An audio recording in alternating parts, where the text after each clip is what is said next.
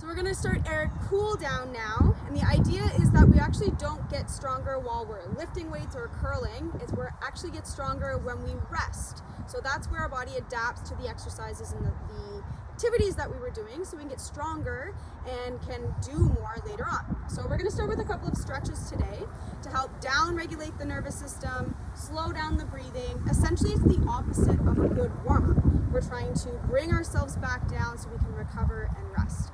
So Kelsey's going to demonstrate our chest stretch today. We're against a wall. This could be the inside of a doorway. And she's going to take her forearm on the inside of the wall, and she's going to bring her elbow in line with her shoulder, and then step her inside foot through, gently pressing the fingers into the wall so you get a little stretch to the front of the chest. So there's your pec major muscle, which we're going to stretch. And we use this when we are sweeping. We also use it a lot when we try to start to breathe and we start to get up into the chest and the neck. Okay, so we're just going to hold that for 30 to 60 seconds, breathing in and out the nose. Okay, and the second one, if you relax a little bit, we move the elbow up a couple of inches so it's in line with our ear. We keep the forearm on the wall, or in this case the tree. We turn away and then we lean forward. And this is going to give a little bit more of a pinch to the front of the chest. Okay? And this is the muscle that actually rolls the shoulder forward. So it's responsible for that poor posture that everybody's worried about. And when we're doing these stretches on a scale of 1 to 10, 1 being no stretch, 10 being, dear God, my muscle's going to fall off, we want a 5. So we want to force it, but we don't want it to be too easy. Perfect. So we want to do about 30 to 60 seconds each side.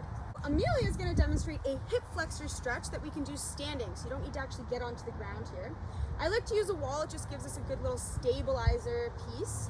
So Amelia is going to take her inside foot and step forward and come up on the back toe. Okay? And then from there, just soften your knees. Good. We're going to use your glutes for stability here. Outside arm, you're going to reach forward, not out to the side. Turn the palm up, okay, and you're going to open to the side here, and then reach up and over towards the wall. So the idea here is you're getting a nice stretch to the front side of the body. It's going to have you soften that back knee a little bit. There you go. And we're getting a stretch through this hip flexor. We're getting a stretch through the chest along the outside of the arm here. Okay, so we're getting all the way up through this area that gets really tight, especially if we sat in a chair or a car before we had to go curling. Okay, so one of the other pieces I want you to think about is if we build some strength back here, so give your glute a little squeeze, a little clench, you might notice you get a bit more of a stretch through the front. So I'm going to have you do about 30 to 60 seconds on each side of the hip flexor stretch. Okay, so the standing hamstring stretch, we're going to do the right side first. You're going to take a step forward with your right foot so that your right heel and your left toe are in line. Okay? A little bit wider stance is okay. We just definitely don't want to be too close. Okay? Then from here, you can put your hands on your hips and shift your body weight from the front foot to the back foot. Okay? Till you find an equal amount of pressure between the two. Then bend the knees a little bit. Now what we're going to do is we're going to send our hip bones back, use the front foot to push the weight into the back foot, and then turn the sit bones up to the sky. What we're looking for in that front leg, right in the middle of that hamstring, is a nice little stretch. Okay, so you're pressing with the front foot and you're turning the sit bones up. Okay, keep this front knee nice and soft. Okay, we don't want it to lock out, keep it nice and soft. Okay, so we're gonna do the other side as we come to standing. So left foot forward, okay, soften in the knee. Send the weight back, send the hips back. Keep this knee a little bit straightened and turn the sit bones up towards the ceiling. Yeah. And you'll notice this gives you in the middle of the hamstring, where a locked out knee and reaching down gets you behind the knee, which is actually your sciatic nerve. We don't want that. So 30 to 60 seconds on each side of that hamstring stretch. Now we're going to find a seat and we're going to stretch out our glutes. So when people say they don't have time after a curling game to stretch, you can do this seated down. Do this sitting down. So start with your feet hip width distance apart and your knees over top of your ankles.